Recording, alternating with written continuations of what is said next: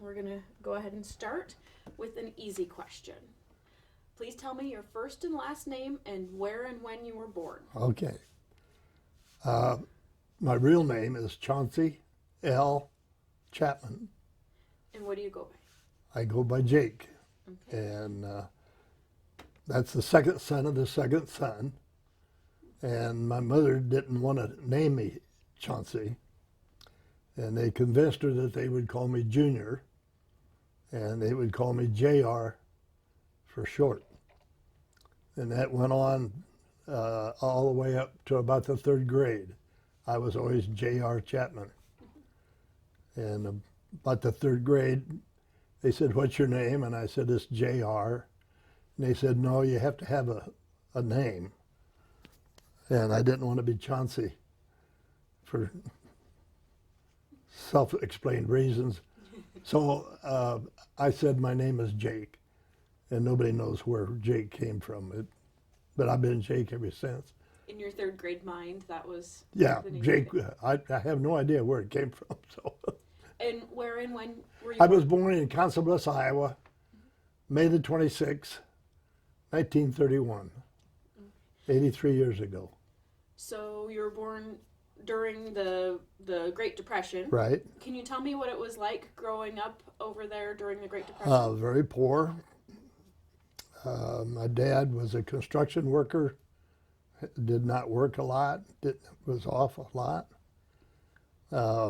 We traveled to Montana when I was less than 5, but I remember driving there in a Model A pickup, and I don't know how many days it took us, but quite a few. And we lived in a little old cabin that was originally a sheep herder's cabin. And my brother and I slept in what they call the manger, where they fed the animals. I think I had a sister and a brother. I don't know where the sister slept. Then we lived in Colorado, and then we lived in Montana. And did quite a bit of traveling. It was very poor. Why do you think you guys traveled so much? Well, my dad went there for jobs. I think it was in 38. Remember when the broadcast came about aliens from outer space? That was I think during that period. My dad and his friend was working on a drag line, and I guess they heard some kind of a broadcast. They just left the drag line. I think they shut it off and it went to town, and they believed it. I think they thought the world was coming to an end. Do you remember any stories specifically of growing up during the Great Depression that people would think are interesting or different now? A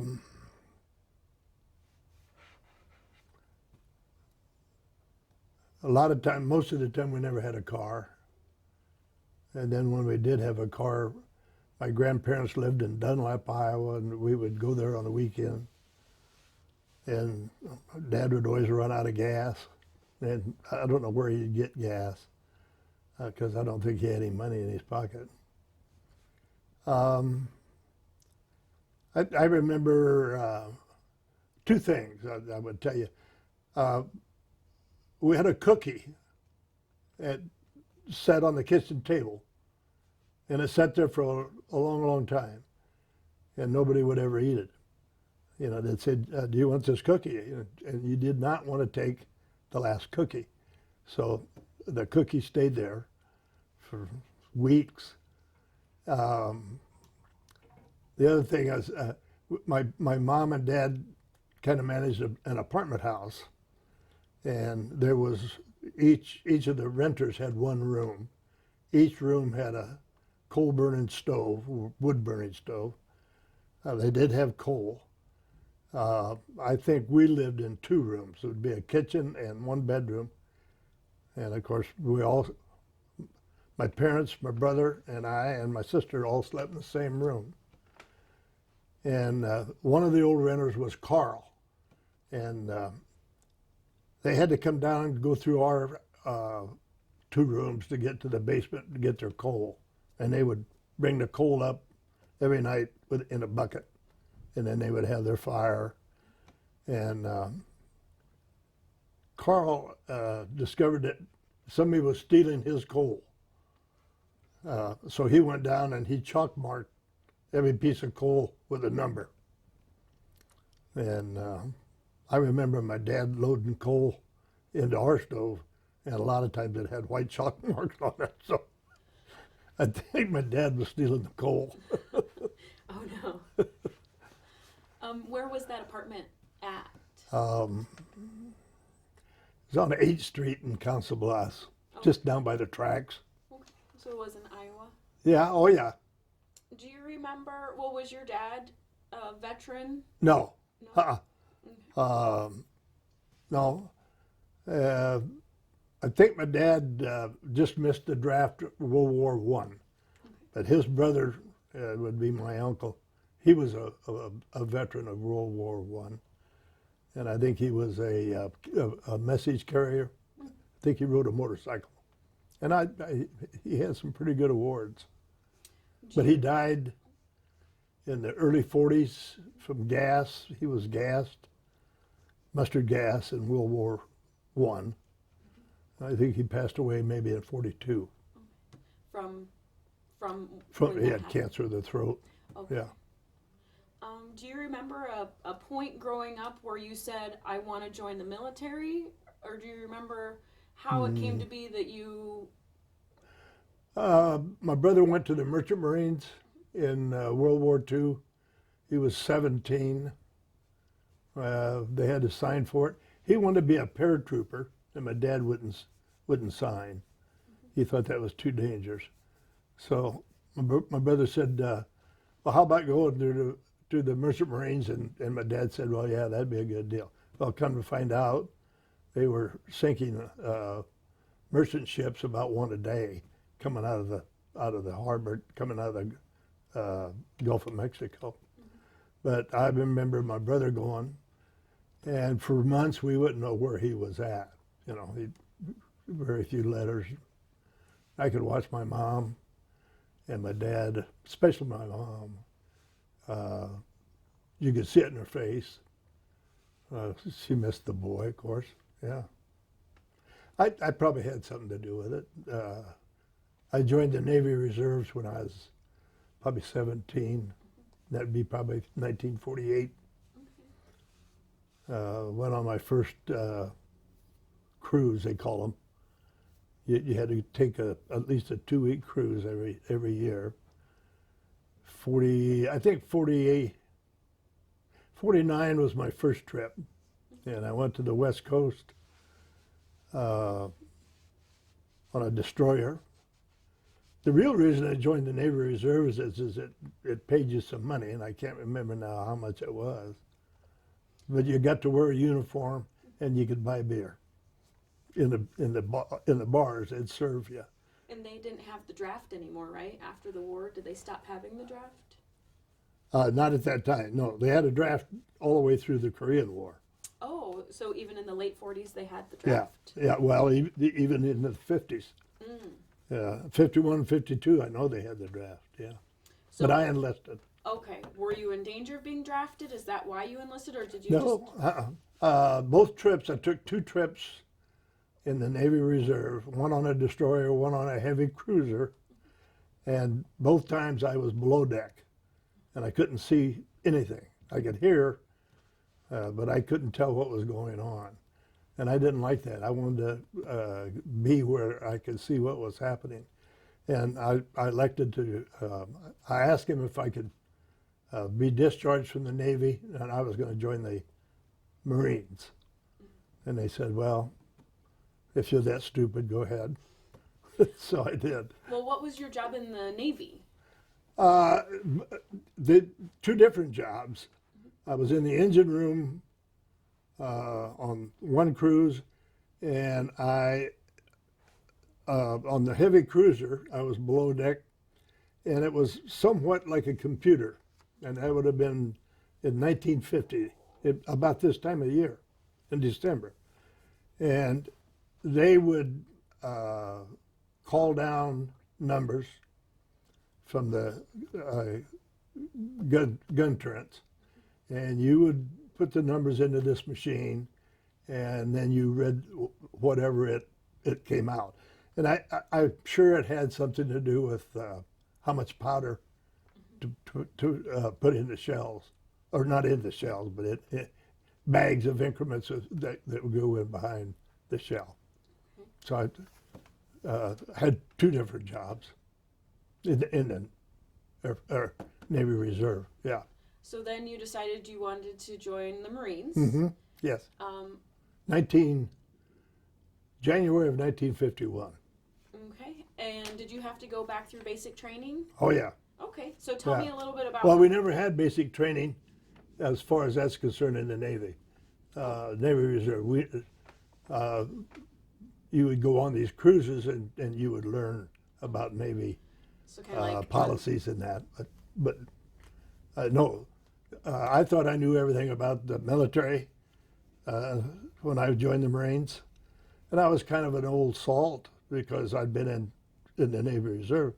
So we went on a troop ship, or troop train, out of Omaha, Nebraska. And that was made up of Iowa, Nebraska, and South Dakota. And at that particular time, they would form companies out of a certain area. Then you went to boot camp. I think everybody,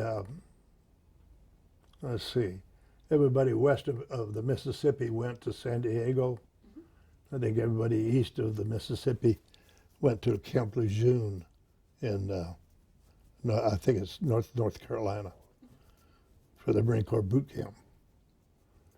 And what was that like? well, we had a lot of fun going out on the train. It took us, I think, 3 days. And we gathered more troops as we went across Nebraska. We got into San Diego maybe 9:30 at night, and everybody wanted to know, what do you think we're going to do? I said, we'll go in and we'll get something to eat, and we'll probably go right to bed. And then tomorrow morning we'll get up and we'll start anew. And as a guy jumped on the train and said, all you SBs, get off of this train. We got on flatbed trailers, and the guy drove us into the base. And as we went into the gate in the base, there were guys scrubbing the street with a toothbrush. There was guys marching. You could hear them all over the place. And it was dark, and it wasn't anything like I thought it was going to be. And I had told these guys the wrong information. How old were you when you went through Marine Basic? 19. So you were the old guy. Well, yeah, most of them guys were in the 18-year-olds, yeah. Plus, I'd been in the service, and they thought I knew what the heck was going on. I didn't know anything. So you went through your basic training out in San Diego. Right. Mm-hmm. What kind of things did you learn about at basic training for the Marines? That you didn't amount to much. That you were, they used bad language and called you, poop head, and they just broke you down to nothing. And then they built you back up, gave you confidence. Very strict. And you did silly things. They would have you run over to the sports arena, count all the bleacher seats. Well, and be back in 5 minutes. Well, there'd be no way you could do it all. But you'd run over there and you'd make up a number, and then you'd run back. And they never challenged you. You just make up a number. At night, a lot of times we'd go out and they'd bury you. If you goofed off during the day, they'd bury you in sand up to your neck. And then they'd march the platoon over you. And they had to step on your head. And if they didn't step on you, then they dug a hole and got into it. Usually, somebody, as they marched the platoon away, one or two guys would fall off the back end. They'd go out and help the guy get dug out. And then he'd run like a son of a gun and get back to the barracks before. Well, we didn't have barracks. We were all in tents, lived in tents. And no smoking, military food, you ate everything on your tray, except seeds and bones. Did you ever get buried in the sand? No, I never got into the sand. I'd go back and help dig them out. So you were good? Tried to be, yeah. Kind of funny stuff. There was 4 of us guys that joined the Marines, or were going to join the Marines. The day we got sworn in, one guy backed out. We were all lined up, and before we were going to take our oath,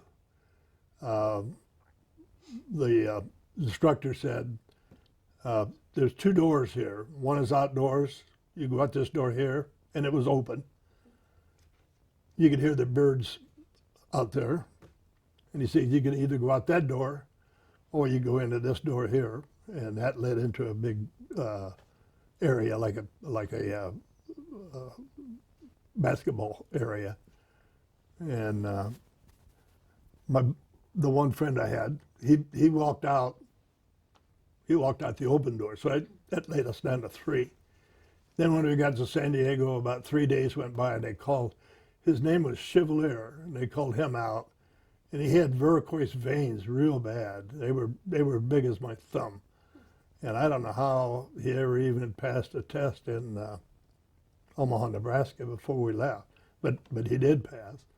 And they said they took him to the sick bay. They said, well, we can fix these veins for you, or you can get a discharge. And after first 3 days, he did what probably anybody would have done. He said, I'm going home, and he did. So I left. A good buddy of mine, Don Jensen, and I, we stayed together until we got to Korea, and then we got separated. Okay. So after you were done with your basic training for the Marine Corps, did you go to an advanced training for a specific job? Not a job. Every Marine goes to, after boot camp, you go home for 10 days. When you come back, you go to, for the most part, you may wind up with a different job or a specialized job, but everybody in the Marine Corps is trained as a infantryman, and he goes to Camp Pendleton or Camp Lejeune for his combat training. Okay. Did you have any specialty job, or were you an infantryman? I was trained as an infantryman. Yeah. Okay. Everybody is. Okay. So when you were done with your Marine training, your job was considered infantryman. Mm-hmm. Okay. When you were done with your infantryman school, did you spend time in the United States, or did you go straight to Korea? Went straight to Korea. In what year would that be? 1951. Okay. I had dated a girl, was engaged to her. I come home on boot leave after boot camp. That was a 10-day leave. I knew I was going to Pendleton.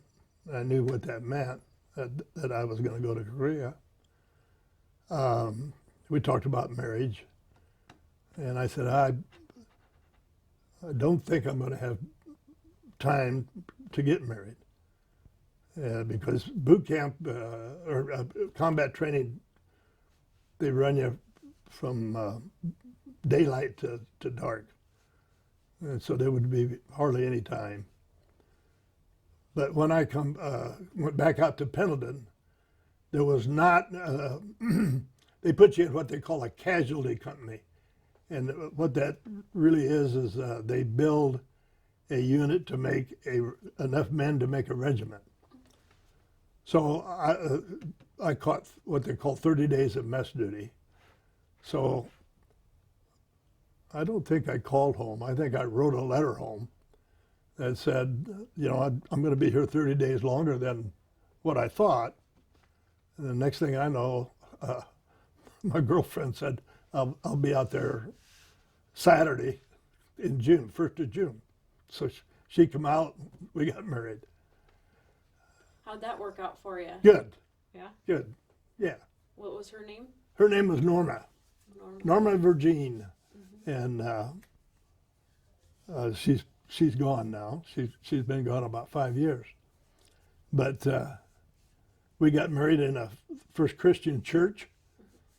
She had a beautiful dress. And we got married in Oceanside, California. We walked down the street, and there was a guy mowing the lawn at the First Christian church. And I said, I'm looking for the minister. He said, I'm the minister. And I said, well, Norma and I'd like to get married. And he said, well, do you have all your papers? And I said, yeah. And you had to have a blood test in California, and of course, marriage license. So he said, well, let me get my sweatshirt off, and we'll go in the church. And there was a kid, and he had gotten married that morning. We stood up with him, then they stood up with us. He was from Sioux City, Iowa. His name was Jim Young. I can't remember what his wife's name was. The minister went down to the pulpit, and took the two witnesses down there, and he said, now you kids go up by the door and stand there. And he whistled, here comes the bride. And we walked down the aisle and got married. And we were together 8 weeks. And then I went overseas. Now here's a personal question. Hmm. Did she have any babies while you were gone? No. No. No. That's what usually everybody's like, and then 9 months later. Yeah, no. No, we did have it. I got home in 52. And we went, I was assigned to Barstow, California. And we had our first boy in Barstow, California, and he only weighed 4 pounds. I think, and he had to stay in the hospital a week, Marine Corps hospital.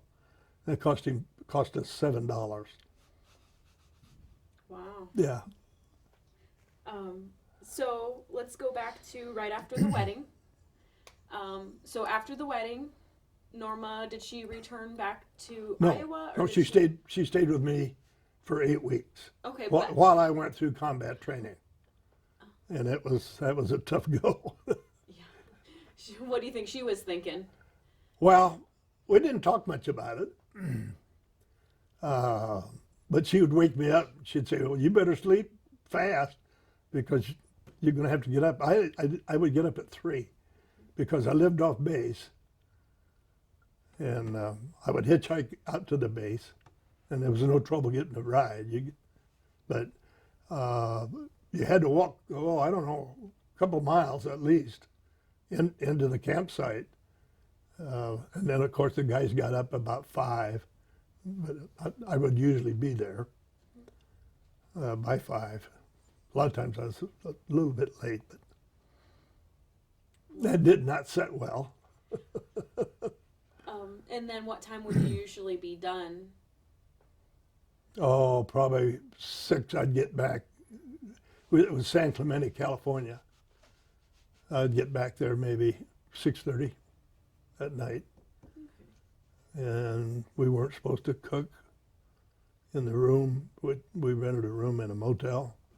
We weren't supposed to cook in there, but we did cook some things on a hot stove, a little hot plate. And then we got an apartment up over a garage. And Jim Young and his wife and I and my wife Norma, we stayed in that until we went overseas. Okay. Did Norma then stay at that apartment while you were in Korea? No. She'd come home. Yeah. Okay. She'd come back to Council Bluffs. Okay. So let's talk a little bit about your time in Korea. First of all, how did you get over there? By ship. Okay. Do you remember 15 that? days. Oh yeah, remember it well. I caught guard duty going over, but it was kind of good because there was 3,500 Marines, 1,500 Army guys. To give you an idea how many men that is, when we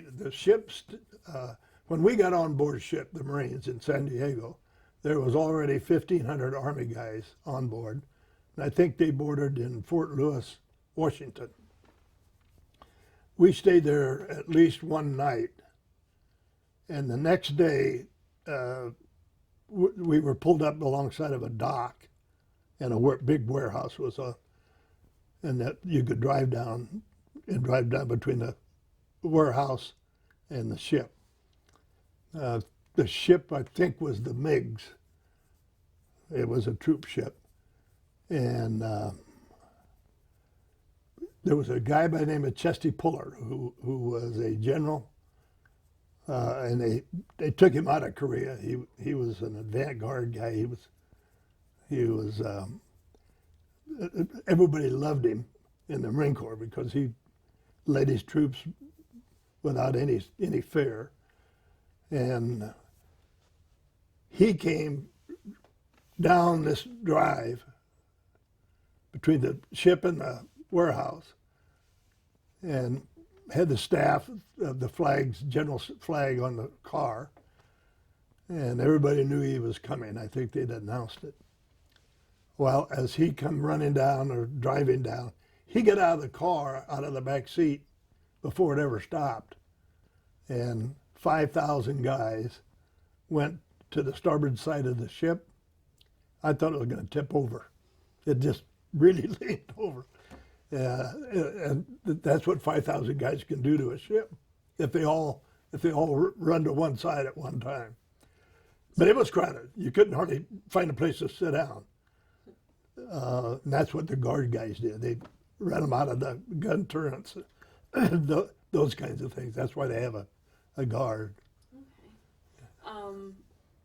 Got So was seasick. Yeah, that's what I was going to ask is.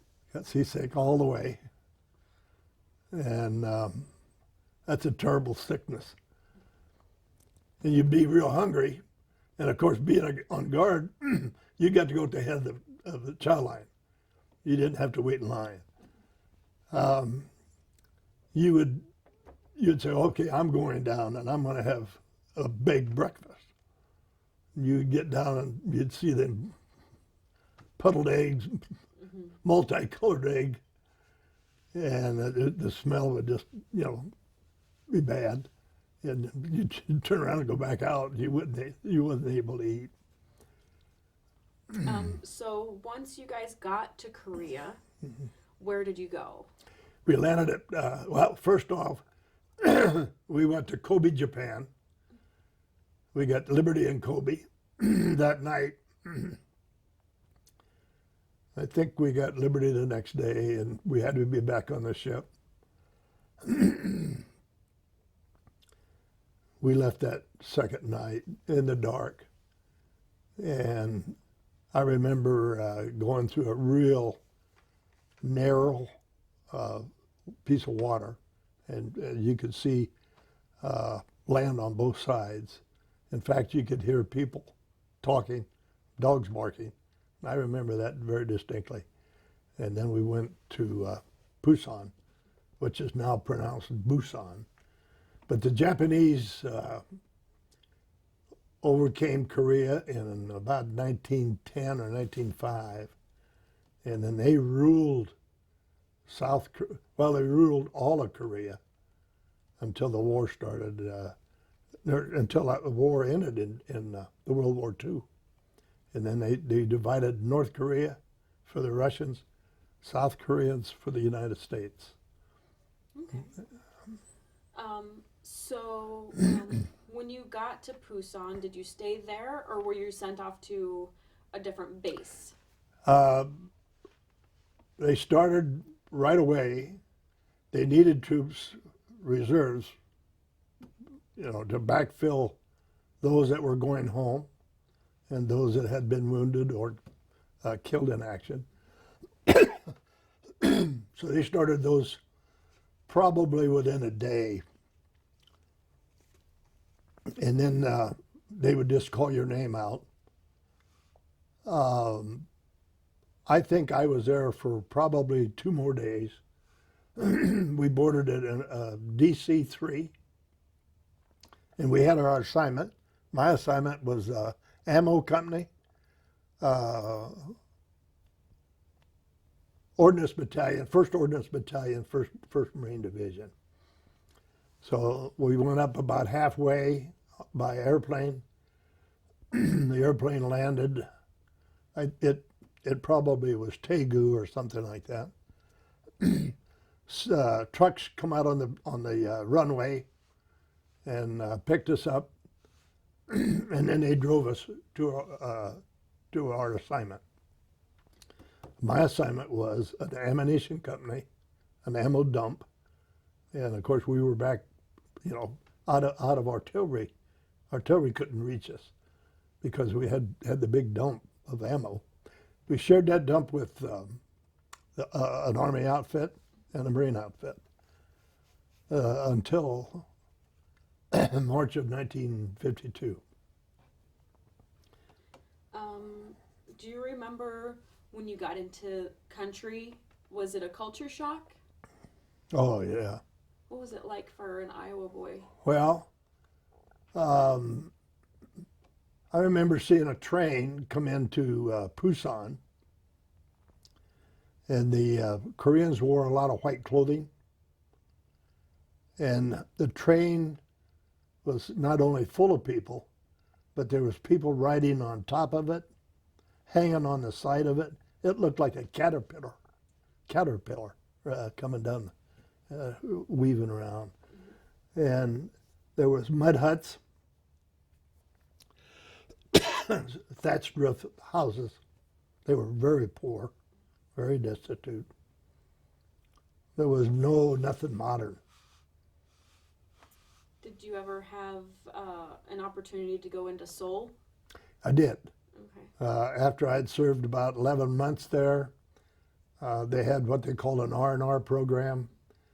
You either went to Seoul for 3 days or you went to Japan for a week. And of course, Japan was the best trip. We went to Seoul. It was a hotel to begin with, an old hotel, but it didn't have a hotel appearance. You had folding army cots that you slept on. I think you shared a bathroom with, I don't know, there was a bathroom on each floor.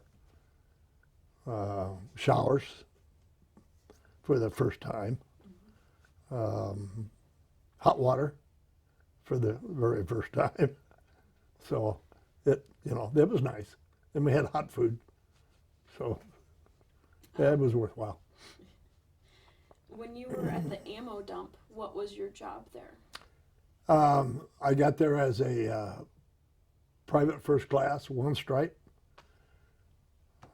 I got there in September, 1st of September of 1951. Not too long after that, I was promoted to a corporal. And I think the next letter I wrote home, I was a buck sergeant.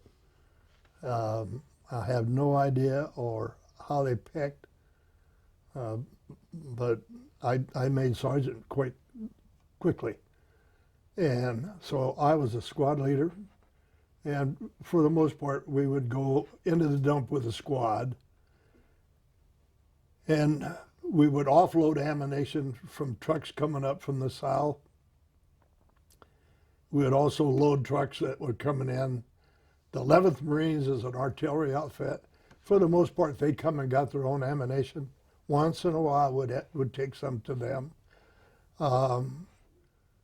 When I first got there, the line was moving, the front line was moving, so we would go up to the hills after they abandoned the hill and moved on, and we'd go up and pick up old ammunition and bring it back, hand grenades, mortar shells for the most part.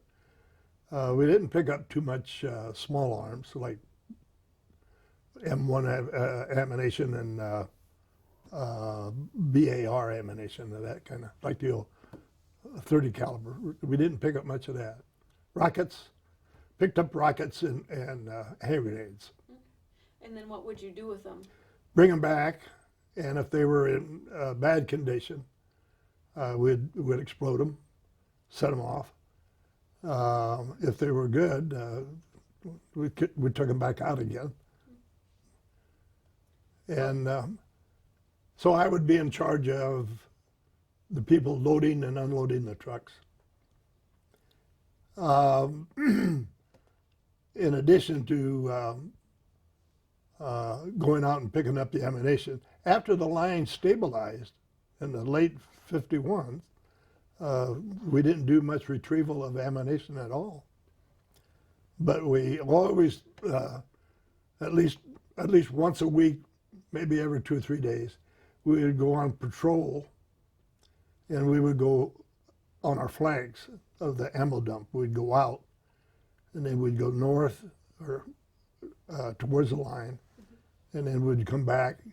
And what we were doing was making sure that nobody, we call them sappers, they would try to come into the dump and explode it, and we'd be looking for any activity of people coming in. So we did that. As a young man in Korea, was it kind of fun to be able to have a controlled explosion of the old stuff? Oh yeah, yeah. We had a fellow by the name of Edward Cook. He was a black kid. I don't think he'd ever had a firecracker in his life. And we had artillery, and they'd come in bags. There'd be a bag of black powder, and then a bag of what they called increments.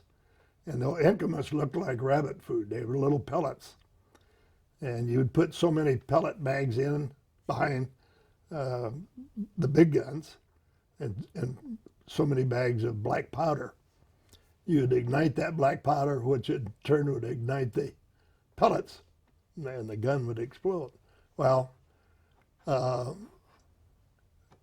we would take paper and make wrap it real tight with the black powder, and we'd make a firecracker out of it. And we just used a string for a fuse, and that was dangerous. And we'd be throwing those. And Cook, he just loved to throw those. He was what we call a getaway. They always have a getaway guy on a patrol, and Cook was about 6'4", I suppose, mostly legs. And if he was out on patrol and somebody fired a shot, he'd be gone. And the getaway guy was supposed to go back and get help. Of course, a lot of times it'd be somebody just dinking around, fire around, and Cook, he'd be gone. So on your patrols, what kind of things would you see and find?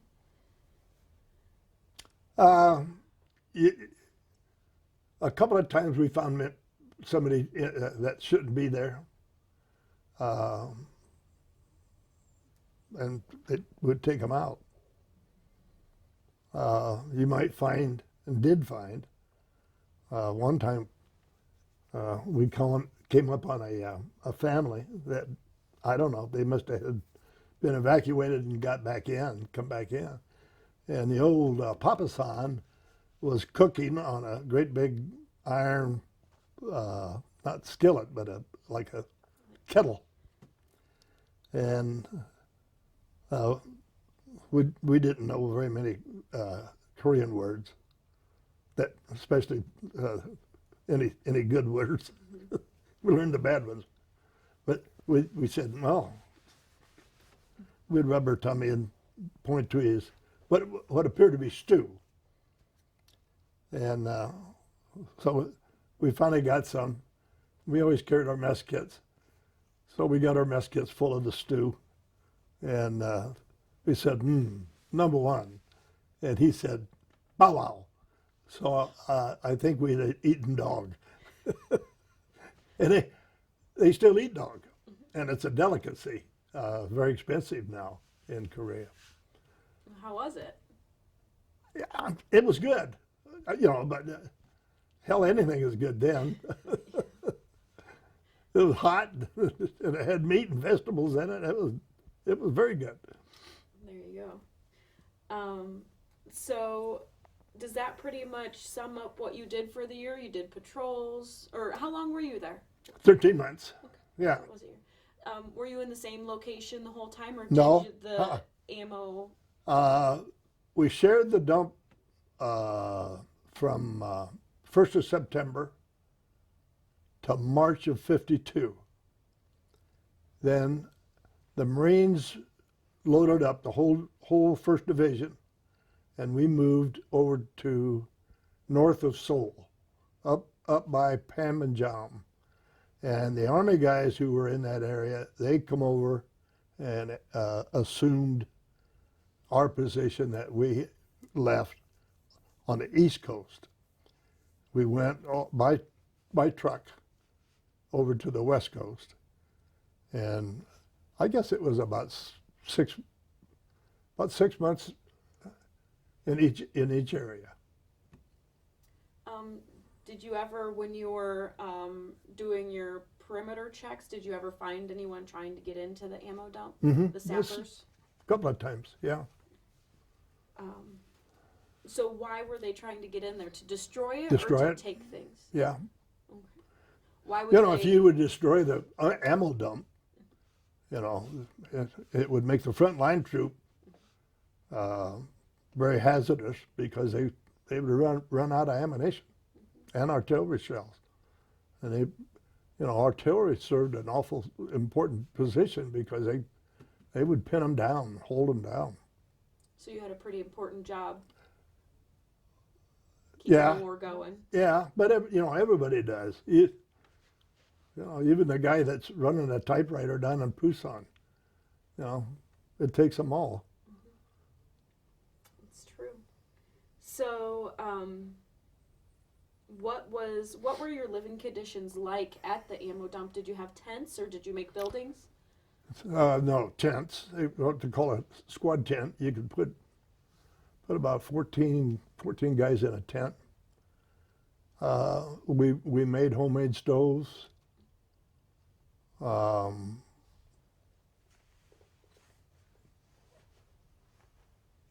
We did have a tent up at the dump with nothing in it. And if there was no activity, if there was no trucks or that coming in, a lot of guys would take their sleeping bags and sleep on the ground. And that would be real cold. It was, I think, the coldest I ever remember. I asked one night, it was 27 below. Yeah, that brings up a good point. The weather. Yeah, the weather's just terrible. Did it ever remind you of growing up? Yeah. I've got a couple of Korea books, and to this day, that's 60-some years later, I get in my bed at night, and I get that book out, and I get my covers all tucked around me, cover up my head and breathe so I can get some hot breath down inside that sleeping area. And I thank God that I'm warm, and it makes a difference. Yeah.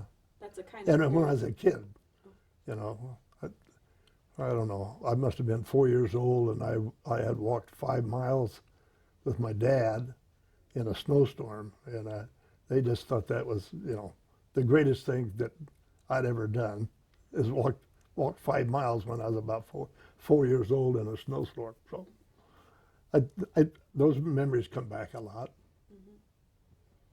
Well, you still all have all your fingers and toes. I do. My hands were froze when I first got home. And I tried to be I was a lineman for the telephone company. And I had a terrible time with my hands. You tie wires, and I had to wear mittens. I couldn't keep my hands warm in a glove. So I'd get a pair of a wool mitten and then a leather mitten over it. But of course, with a mitten, you can't move your fingers.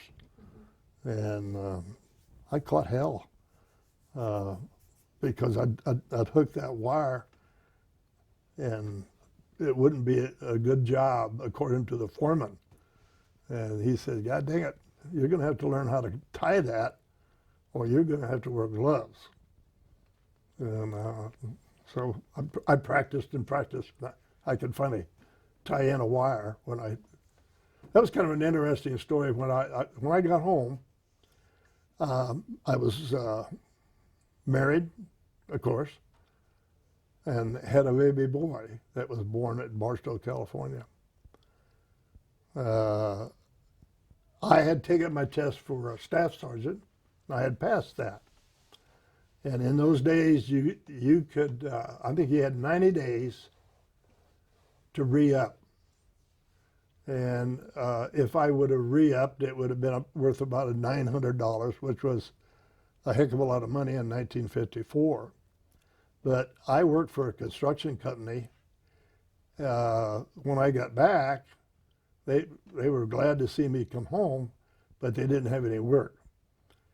So Norma worked for the telephone company while I was gone. And she was uptown and met a fellow that she had known in the phone business, and he wanted to know what I was doing. And she said, well, he can't find a job. And so he said, well, tell him to come by, and we'll interview him. So I did that. And they said, well, we'll call you. And I don't know, quite a few days went by. And I think I was down to about 2 days left. And I told my wife, I said, if they don't call tomorrow, I'm going to go back to the Marine Corps.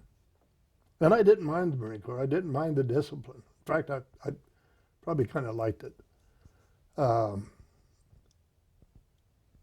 They called the next day.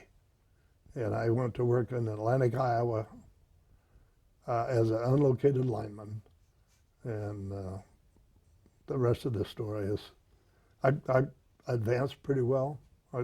I retired in 1990. I was the director of sales for the state of Iowa, part of Minnesota, and I'm, very thankful for it.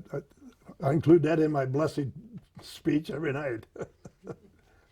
Thanks for a warm bed and a Warm good bed and a good job. Yep, and the check always cashed, always on time. So back in Korea, you guys, were they like the GP, the tents that you lived in, were they considered the GP mediums, or? Oh, no. They weren't that nice? No, I don't know what a GP is. It's just the green canvas. Well.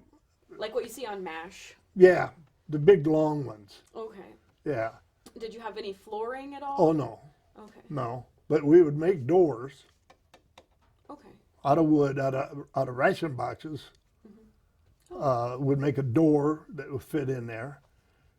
We'd make a stove, but the stove always smoked, and a lot of times you'd wake up and you'd be like a black soot. How about the summers there? Summer was hot. Korean weather is a lot like Iowa weather. Hot in the summer, humid, and just colder than the dickens in the wintertime. What kind of things would you do during the summer to keep cool? Take your clothes off. No, I mean, when we went over to the West Coast, we were all by ourselves, just a company strong, nobody else around us, and we had a huge ammo dump. So there wasn't a lot of protocol. You could wear a t-shirt and that's about all you needed to wear. I don't think we ever wore shorts. I think we always had dungarees, what we call dungarees. What about the food? Was there a tent and a cook? Sometimes, yeah, especially around the big dump. We always had pretty good access to food. In the winter of '51, you would find large stacks of concentrated milk, like evaporated milk is what they called it, I think. No, and nobody would use it. This big pile of it there. Well, then it would freeze. The ammo dump that the Army had, they had different quarters than what we had, and they would have like a can of sugar, a large gallon can of sugar, and they would have like strawberry jam in a gallon can. We'd go over there and steal it.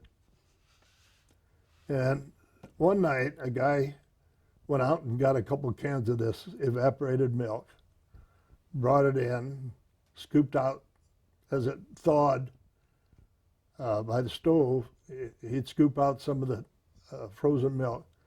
He'd put the jam in and some sugar. And it tasted an awful lot like ice cream. And after that, you couldn't find a can of evaporated milk. Everybody was, hell, we all started gaining weight because we was eating the dickens out of it. But it was good. That's a pretty nice little treat to have. Too bad it had to be cold outside to freeze the milk. Yeah, Americans they'll figure out some kind of a way to survive. We'd steal, if a truck was sitting on the road, we'd steal the copper tubing out of it that went to the carburetor, and we'd make us a feed that fed the fuel, diesel fuel, into this homemade stove. We would have sand bottom on it, and the diesel fuel would drip into that, and you could get it going. A lot of times they'd go out, somebody'd have to get up, start a fire again, but it was comfortable. If you could get up close to that stove, front, you'd be real comfortable. The backside, you'd be freezing. That's some American ingenuity Yeah. there. Oh, there's a lot of that. Yeah. Are there any other things that you can remember that you guys did to pass the time? I got a real good friend that he lives in Tallahassee, Florida, and he had never seen snow. Didn't wear socks, wouldn't wear socks, and I told him, I said, Grady, it's going to be cold. You better get some socks. Nah, he said, I never wear socks. Well, he did wear socks, but he had never slid, so we got a cardboard box and made a run on a hill. It wasn't hard to find a hill in Korea, and we had some pretty good times sleigh riding on our cardboard box. We had an outside privy, an 8-hole, big outside toilet. In fact, it was separated. There was a 4-holer here and a 4-holer here, all under one tent. It was like a pyramid tent. And by your tent, you had a mortar tube that was at an angle, and that was a urinal. But the big job was always done down at the outhouse. And your job was that you put lime around the mortar tube to make it smell better and disinfect it. And then you poured gas down the toilet and threw a match in there, and that burned off all the paper. A guy by the name of Ruggles and I, we had the duty of burning the toilet. And Ruggles had a 5-gallon can of gas, and he started pouring it down this one hole. And he poured a lot of it in there. And I said, God dang, Ruggles, I'm not sure you should have put that much gas in there. Well, we had a first sergeant, Patrick, and he had a handlebar mustache. And he would come down about the same time every morning and sit on that toilet and smoke, because he knew the boards would be fairly warm. Well, have you ever seen gas explode? Yeah, it just goes, oh. We were out behind the tent, and the tent just got like, I thought it was going to fly. And Patrick come out with his pants around his ankles, and that old handlebar mustache was just Ruggles and I had to dig a new hole. We had fun, or we made some fun, we thought. So his seat got a little bit too warm? It exploded. And Fitzpatrick had a terrible looking backside.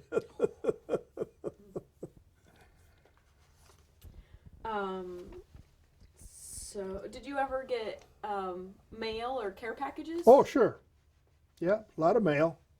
I think my wife only missed one day of writing a letter, but I would get them all in a bunch, you know. And I wrote quite often. It got where you didn't have much to say. Were you the kind of guy that read all of them at once, or would you save them up and read a few every day? Oh no, if I got 5 letters, I read all 5. I'd save them. In fact, I still got some. I don't think I got anything from her. She's got some of the letters I wrote home. Yeah.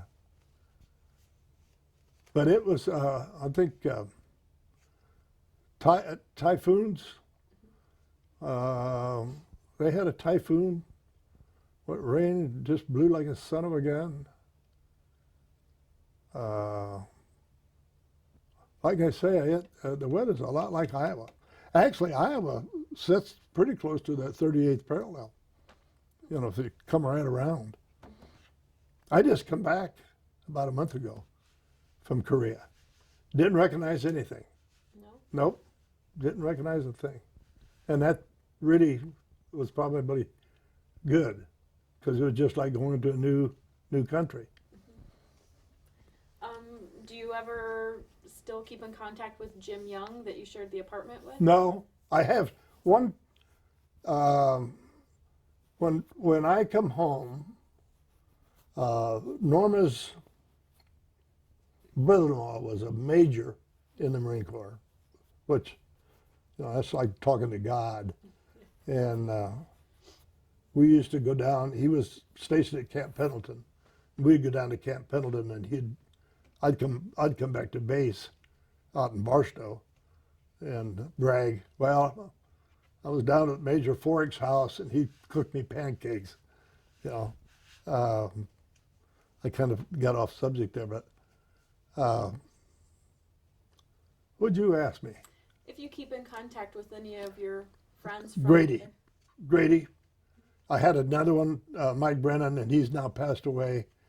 Ruggles out in Kansas, he's passed away. A guy in Minnesota, he's passed away. Dittman. Grady's the only guy I got left. What's Grady's first name?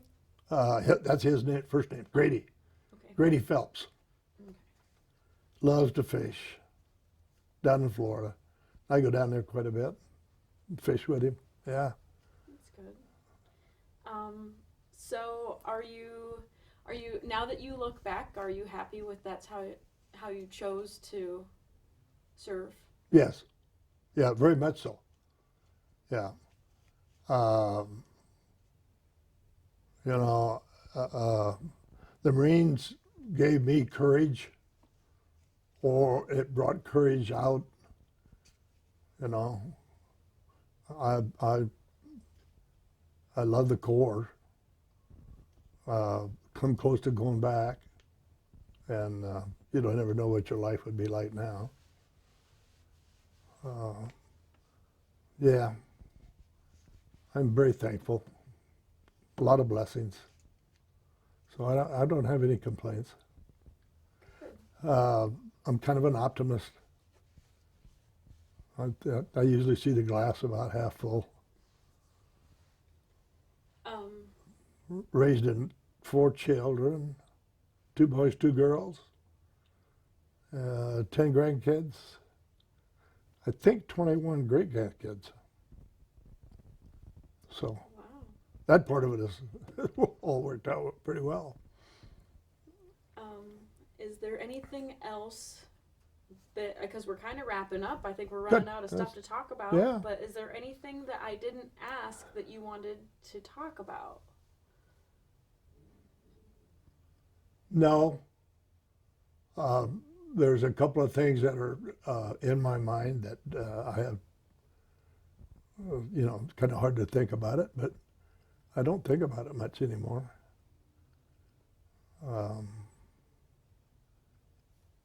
What helps with that? I'm not sure. 63 years, I'm sure it's got something to do with it. No, I'm glad I did it. When I had the Gulf War, 1990, I tried to go back. The guy said, how old are you? I said, well, I'm 60. He said, what the hell do you think you're going to do? I said, well, I could guard prisoners or count boxes someplace. But I would have went back. I think that's about it. Okay, I enjoyed coming out here to the museum, That's right. working with the guys. I enjoy our coffee, Wednesday morning coffees, and we laugh a lot and have a very good time. Do you feel camaraderie? Yeah, oh yeah, yeah. Especially with Bob Gates. Gates is about 3 days older than I am. We graduated from he graduated here in Des Moines. I graduated in Council Bluffs, but we graduated the same year. We were both in Korea at the same time, but did not know one another. And Bob was ahead of me by quite a bit. And he was there. I think he come home in March when we went over to the West Coast. I think that's when Bob come home. But he and I are good buddies. All right. We're done. That's about it. Yeah. Okay.